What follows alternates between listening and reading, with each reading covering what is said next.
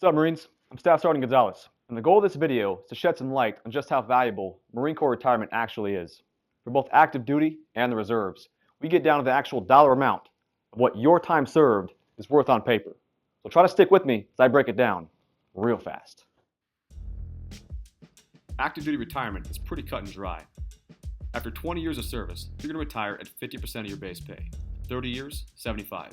In a nutshell, the longer you overshoot that 20-year mark, the higher percentage of your base pay you're going to receive month after month. So here's your typical what-if scenario. After 20 years of service, you retire at the pay grade of E8 with a monthly retirement of $24.29. But given the same scenario, you add on an additional 4 years to that. Hypothetically, promoted to the pay grade of E9, you just increase your annual retirement an additional $14,000.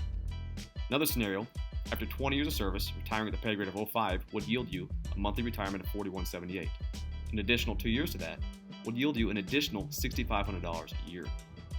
Now, these numbers are based on the 2016 pay scale and have kept up with inflation since 1949.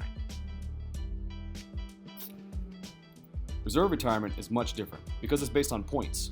You'll need a minimum of 50 per year to qualify for a satisfactory year.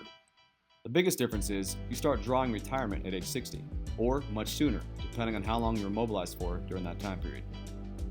During a typical drill weekend, you'll earn an average of 4 to 6 points. You'll also earn credit for any kind of online correspondence or PME, and then there's 1 per day for any time spent on active duty. So here's a typical what-if scenario. Over a 1-year period, let's say for all of your drill weekends, you have a combined total of 50 points. And then you have your annual training, which is your 2-week training period during the summertime. And let's say you do some online correspondence on MarineNet for an additional 10 points. With a combined total of 74 points, let's say you average this over a 20-year period. But let's not forget any time served on active duty. Boot camp, MCT, MOS school. Let's say you did a total of 1 year on top of that. Given this scenario, if you retired at age 40, the pay grade of E9, you would have generated $13.14 a month by the time you're age 60. But let's say you already served 4 years active duty prior to this, or you were mobilized for 4 years. Your pay increases by an additional $9,000 a year. Same scenario, 8 years active duty. As you can see, your time spent on active duty is a lot more valuable than you think. So where do you find these so-called points? If you log into Marine Online, click on your Personal Info tab. Scroll down where it says CRCR. And right in the middle of the page, you'll see how much you're currently worth in points.